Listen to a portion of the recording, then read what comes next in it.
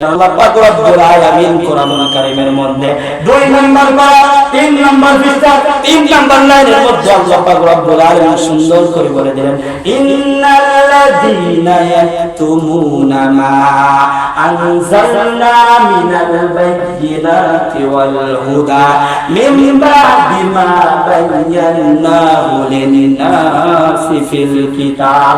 উলাইকা ইয়াল'আনুহুমুল্লাহু ويلعنهم اللاعنون জোরে বলি আল্লাহু আকবার আল্লাহ পাক রব্বুল আলামিন বলেন ইন্নাল্লাযীনা ইয়াকতুমুনা মা আনজালাল্লাহ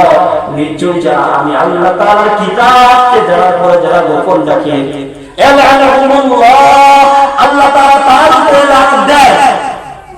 নাউযুবিল্লাহ আল্লাহ তাআলা তার উপরে লানত দিবে এই আল্লাহ যদি আমার উপরে লানত দেয় তাহলে কি আমি চলতে পারবো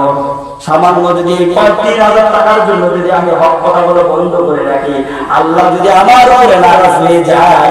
এর থেকে আরো কিন্তু আমি বিপদে পড়বো ঠিক কিনা যদি আমি এই ৩,০০০ টাকা ধারে দিই এর ডবল আমাকে আল্লাহ দিতে পারে না কথা বলতে পারে দিতে পারে না এই জন্য আল্লাহ বলেন হে রাসূল আপনি যখন কিতাব সম্পর্কে কিতাব দিয়ে মানুষদেরকে হেদায়েত করবেন যখন রাখবেন কিতাব উনজিলা কথাগুলো গোপন রাখলা কেননা আল্লাহ পাক